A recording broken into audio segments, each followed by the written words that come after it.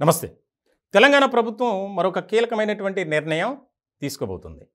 Already ఒక ప్రకటన చేశారు. గతంలో ముఖ్యమంత్రి రేవంత్ రెడ్డి గారు చేశారు. ఇప్పుడు తాజాగా డిప్యూటీ సీఎం మల్లు బట్టి విక్రమార్క ఆయన కూడా చేశారు. అదే ప్రతి నియోజకవర్గ కేంద్రంలో నాలెడ్జ్ సెంటర్లను ఏర్పాటు చేస్తున్నాం.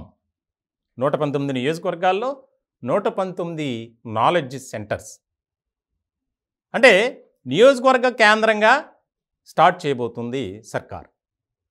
ఎందుకు ఈ నాలెడ్జ్ సెంటర్లు అనేదంటే, ఇప్పుడు కాంపిటేటివ్ ఎగ్జామ్స్ సీజన్, ఆయా రకాల ఉద్యోగాలకు సంబంధించి టీఎస్పీఎస్సీ ద్వారా నోటిఫికేషన్స్ విడుదల అయ్యాయి.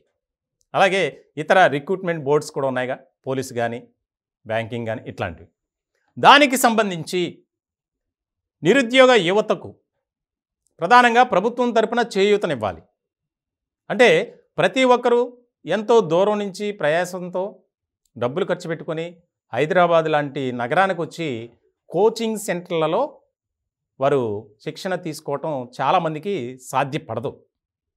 అయినా కూడా అంత వనరులు ఉండవు. ఇట్లాంటి సందర్భంలో ప్రతి నియోజకవర్గ కేంద్రంలో స్టార్ట్ చేస్తే దానికి సంబంధించినటువంటి స్పందన ఏ విధంగా ఉందో చూసి వాటిని పెంచాలి అనేది ఇక్కడ కీలకంగా పెట్టుకుంది ప్రభుత్వం.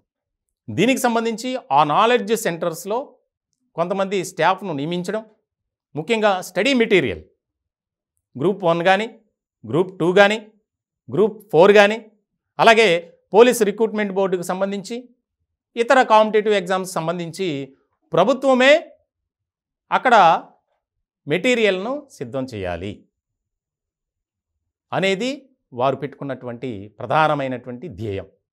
ఇలాంటి సందర్భంలో వచ్చేటువంటి స్పందన చూసి ఆ స్టడీ మెటీరియల్ను పెంచడం, అలాగే నాలెడ్జ్ సెంటర్స్ను కూడా పెంచుకుంటూ వెళ్ళాలి. ప్రధానంగా మారుమూల గ్రామాల్లో ఉన్నటువంటి నిరుద్యోగ యువత ఏ రకమైనటువంటి కష్టాలు ఇబ్బందులు పడతారో మనం చూసాం. ఎంతోమంది టాలెంట్ ఉంటారు, కానీ వారు చదువుకోవడానికి కనీసం డబ్బులు కూడా వారి దగ్గర ఉండే పరిస్థితి లేదు. ముఖ్యంగా ఆదిలాబాద్ జిల్లా తీసుకుందాం. ఎక్కడి నుంచో గిరిజన తాండా నుంచి హైదరాబాద్ వెళ్ళాలంటే వేల రూపాయలు కావాలి. మళ్ళీ అక్కడ స్టే చేయడానికి హాస్టల్కి నెలకి సుమారు 6,000 అయినా కట్టాలి. మరి కోచింగ్ సెంటర్లో జాయిన్ అవ్వాలంటే డబ్బులు కట్టాలి, మెటీరియల్ కొనుక్కోవాలి. ఇవన్నీ ఖర్చుతో కూడుకున్నటువంటి పని కాబట్టి అది ప్రభుత్వమే ఏర్పాటు చేయాలి. ముఖ్యంగా దగ్గరగా ఉంటే ఎంతోమంది ఆ స్టడీ సెంటర్స్కి వచ్చి చదువుకోవటం, వెళ్ళటం ఇట్లాంటివి కూడా ఉపయోగపడతాయి. ముఖ్యంగా మహిళా అభ్యర్థులకైతే ఎలాగూ ఆర్టీసీ బస్సుల్లో ఉచిత ప్రయాణం. సో ఇలాంటి సందర్భంలో చాలా కీలకమైనటువంటి అడుగులు వేయబోతుంది రేవంత్ సర్కార్ అనే చెప్పాలి. ఎందుకంటే ఈ నాలెడ్జ్ సెంటర్స్ ద్వారా ఎంతోమంది తమ భవిష్యత్తును మరింతగా ముందుకు తీసుకెళ్తారు.